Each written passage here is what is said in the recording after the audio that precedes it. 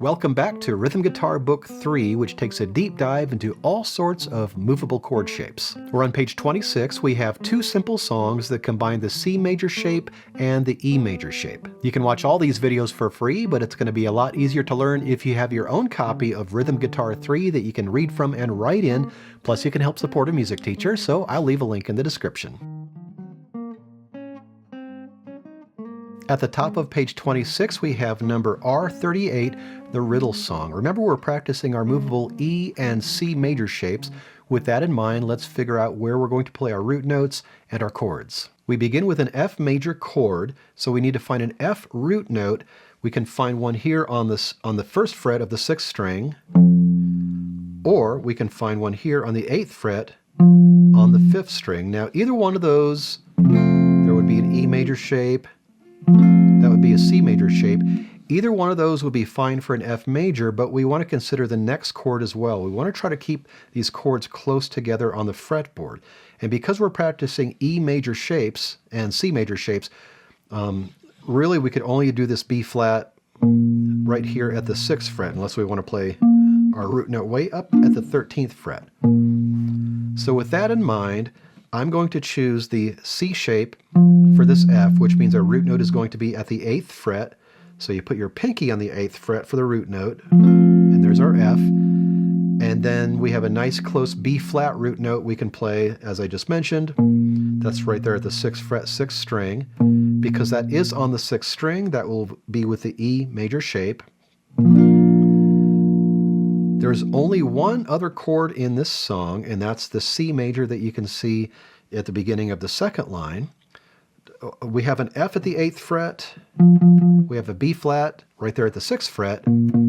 So the closest C to all that would be the C at the 8th fret on the 6th string, and that would be with the E major shape.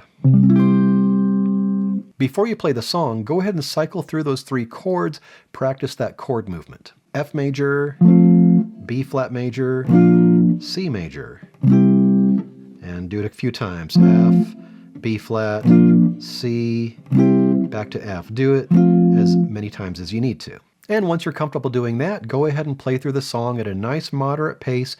Use whatever strumming or fingerstyle pattern you'd like to play. 1, 2, 1, 2, 3. Do, do, do, do, do, do, do, do, do, do, do, do, do,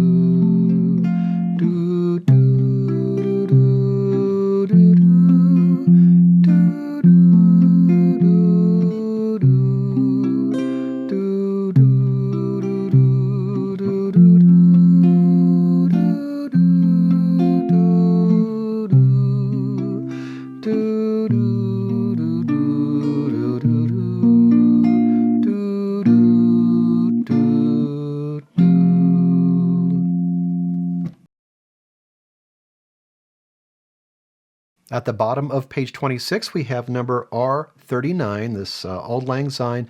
We're going to do the same thing. Remember, we're just practicing E major and C major shapes.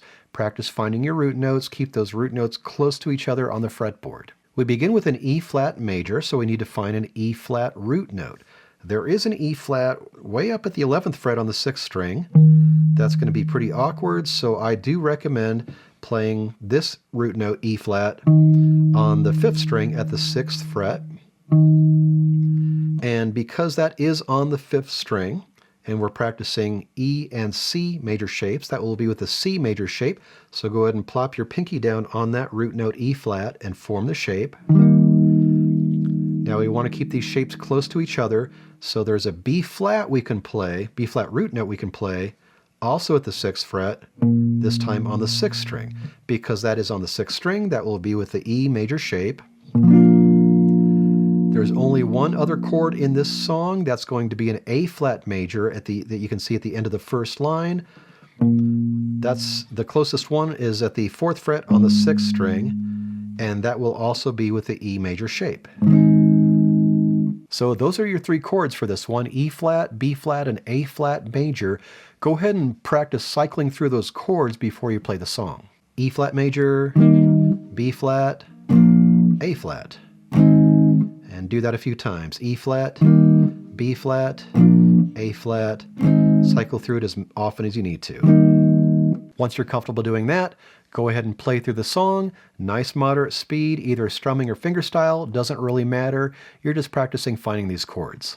1, 2, 1, 2, 3. Should old acquaintance be forgot and never brought to mind?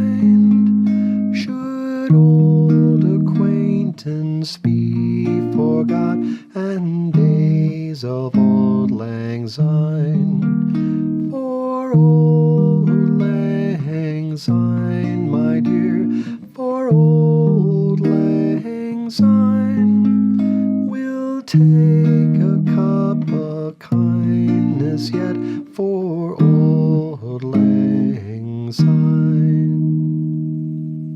Your assignment is to practice the songs on page 26 and continue memorizing the notes on strings 5 and 6 as needed. Don't forget to order your own copy of Rhythm Guitar 3. The link is in the description. Take your time with this, and then when you're ready, I'll see you on page 27. We're going to take a look at the movable E minor shape.